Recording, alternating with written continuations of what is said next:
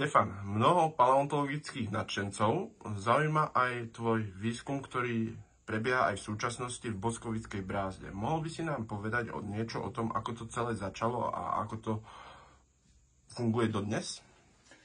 No, v Boskovickej brázde sú sedimenty spodného Permu veľmi bohaté na skameneliny. Venovali sa im profesor Augusta a profesor Špinar.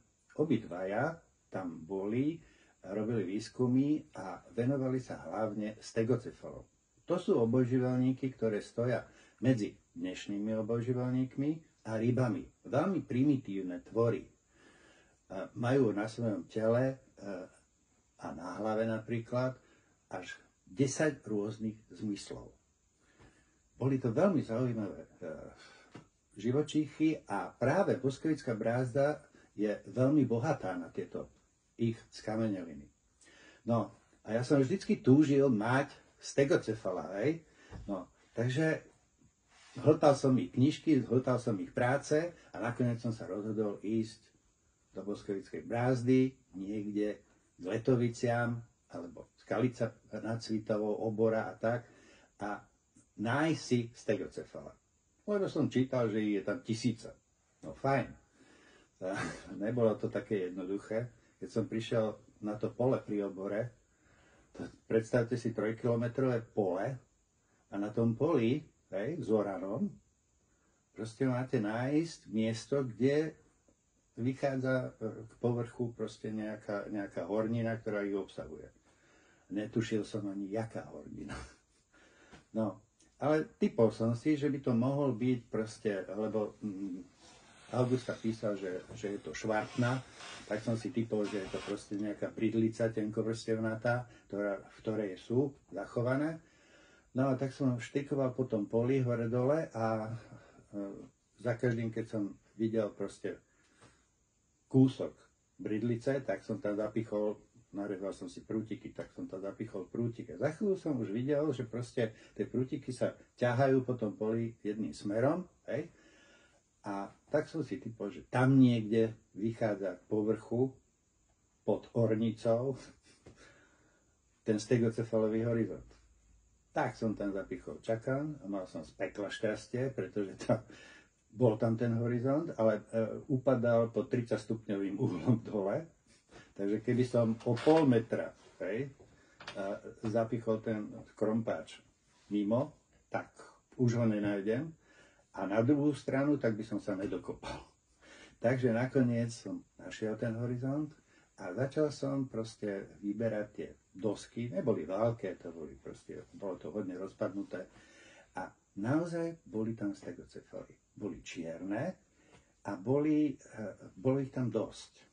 Toto je z inej lokality, napríklad. A takto vyzerajú stegocefaly proste v tej hornine. No a tak som ich nabral do ruksaku a doniesol som si ich domov. No a vtedy sa stala jedna taká zvláštna vec, lebo ja som sa za každým delil aj s katedrou, tam proste pre študákov materiál, čo je tam vystavený, tak čas toho som ja proste tam daroval na poznávačky a tak ďalej. No a Peťovi Olecovi som dal jedného stegocefala, takého maličkého, také mláďatko. A on si ho strčil do náprstného vrecka.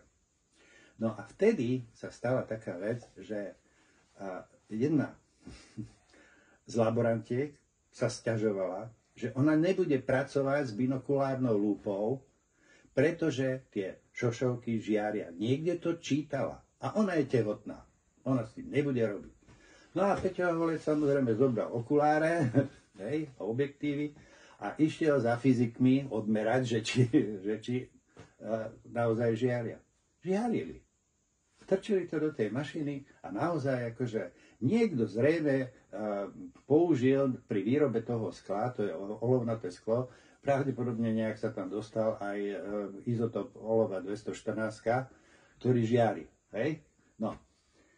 Ale keď dali tie šošovky preč a Peter Holec bol tam blízko, tak tá mašina stále pišťala. tak sa ho pýtali, že nemáš niečo, že hodinky treba, lebo hodinky sa vyrábali kedysi aj tak, že fosfor s rádiom, aby to svetelkovalo vodné a tak ďalej.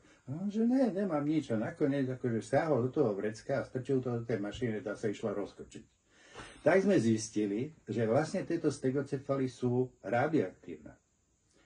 No, hneď mi volal, že píšta pozor, pretože žiari to.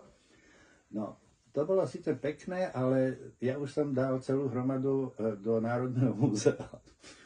Tam doktorka Činčurová to zhrozila a hneď objednávala olovenú škatulu na ten materiál. No, dosť na tom, môj otec bol rentgenlaborant. A on mi povedal, že existuje taká, že autofotoreprodukčná metóda, kde radioaktívny materiál sa položí na rentgensnímok na určitý čas a po vyvolaní vlastne sa tam sám nasníma. Po vyvolaní je to vidieť, že je radioaktívny. Samozrejme, bol rentgenlaborant, tak som dostal snímky a do škatule som to strčil, na to som dal stegocefaly a za 12 dní sa tam nasnímali. Vyzeralo to takto.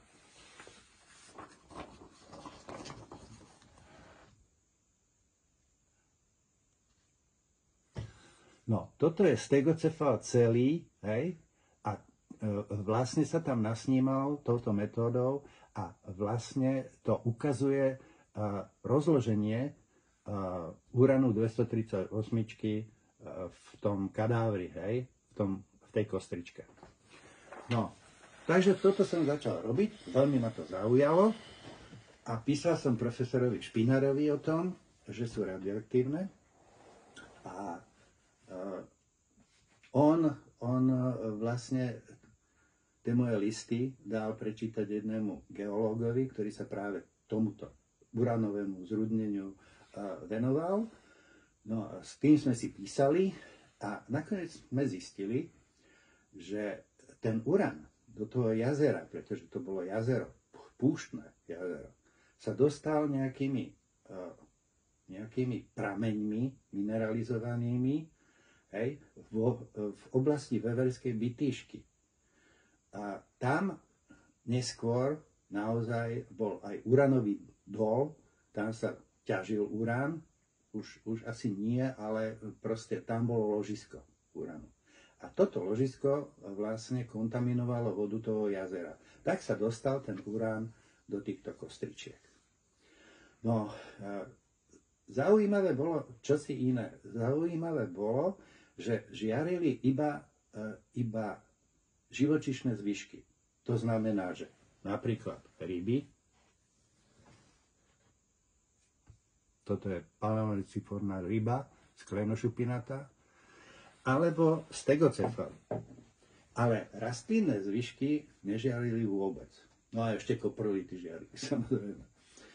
No, rastlinné zvyšky nežiarili vôbec a tak sme zistili, že ten uran má vysokú afinitu k fosforečnanom. Preto sa naviazala na kosti týchto stegocefalov v priebehu fosilizácie, ale rastlina to trvalo dlhšie, pokiaľ zuholnateli. Napríklad takéto. Povieš nám, čo to je? Toto je valchia. No, semená rastlina. Ihličnan. Hej. No. A tieto rastlinné zvyšky nežiarili vôbec. To znamená, on má teda ten uran vysokú afinitu aj k uhlíku. Hej? Ale keď už došlo k zuholnateniu rastlinných zvyškov, už tam žiadny voľný uran nebol v tom sedimente a tým pádom nekontaminoval rastliny. Dobre, dosť k tej radioaktivite. Ešte nám prosím prezrať niečo o tom, ako si vyvinul nový spôsob preparácie týchto krytolepcov z Boskovickej brázdy. No, v Boskovickej brázde je niekoľko lokalít, kde sa tieto stegocefaly vyskytujú. Jedna z nich bola napríklad obora u Skalici nad Cvitovou, to bolo to pole, o ktorom som rozprával, a tam sa vyskytovali skameneliny týchto stegocefalov, ktoré vyzerali takto. Takýto materiál mal mal k dispozícii profesor Špinár, keď pracoval na práci o moravských diskosauricidoch. No, v tej práci uviedol jednu vetu, ktorá ma nabudila. A napísal tam, že žiadna kosť týchto stegocefalov sa nedá vybrať z matrix ako voľné individuum. Doslova do písmena takto. A mňa to vtedy namýchlo. A povedal som si, no keď nepôjde jedna kosť, tak pôjde celý, ten je väčší. Hej? No, vymyslel som si metódu. Proste takýto materiál, keď som mal, to je štiepený materiál, hej, tak som ho podlepil presne tu, na tom stegocefalovi. Hej. Som nababral acetónové lepidlo, kanagón, a nehal zaschnúť. A z druhej strany som to začal leptať. Leptal som to, nemal som k dispozícii nič iného doma, len ocot. A keď som kvapol ocot na tú horninu, tak šumela. Tak som si povedal, dobre, tak sa to rozpúšťa, takže som to strčil do octu. Je to kvôli tomu, že vlastne tá hornina je vlastne vápenec. No, obsahuje veľmi veľa vápenca, ale aj bitumenov. Áno. No, dosť na tom, postupne som začal rozpúšťať ten vápenec na tej fosílii, až sa objavili prvé kostičky a potom som to neutralizoval jedlo sódou, nič iného som nemal doma. Dôkladne som to vyumýval, teda prúdom vody a nehal vyschnúť a nakonzervoval som každú tú jednu kostičku, jak sa objavila. A zase som to strčil do octu a zase som to leptal. No a po 14 dňoch som mal pred sebou stegocefala zvonku. Čiže nie rozbitého, ale zvonku. Hej? Tak som volal Jožovi Klembarovi, lebo s ním sme akože začali robiť tieto stegocefaly.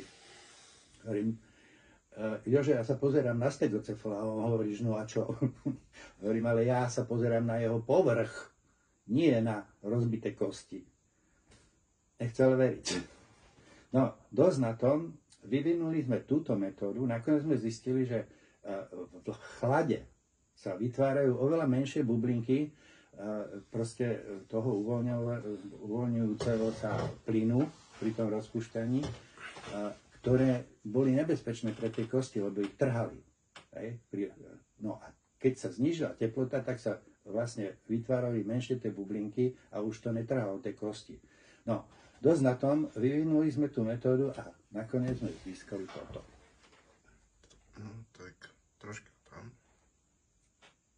No. Takýto materiál je vlastne trojrozmerný. Samozrejme nie je z tej strednej časti Boskovickej brázdy, ale skôr severnejšie. Tam sú totiž fosilizované tieto potvory fosforečnanmi alebo bitumenmi. Hej? Bitumenmi sú také tmavé. Fosforečnanmi sú pekné hnedé, napríklad takéto. Prekrásne je. No.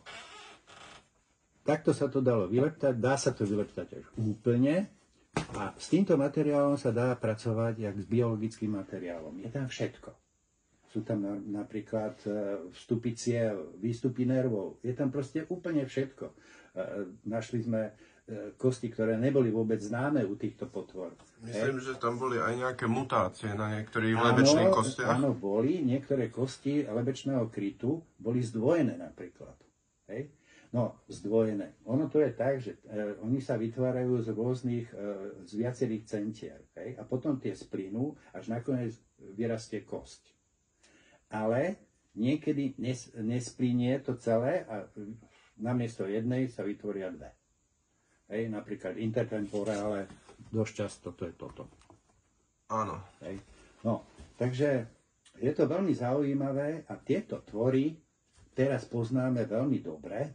Vypluli sme spolu s Jožom Klembarom niekoľko prázdzoník a vieme dokonca aj, ako dlho existovalo to jazero a Našli sme tam neuveriteľné množstvo všelijakých tvorov, našli sme dokonca xenakanta, to boli veľké žraloky sladkovodné s takým trňom za hlavou, našli sme akantódy, našli sme hmyz, krídelka švábov a podobne.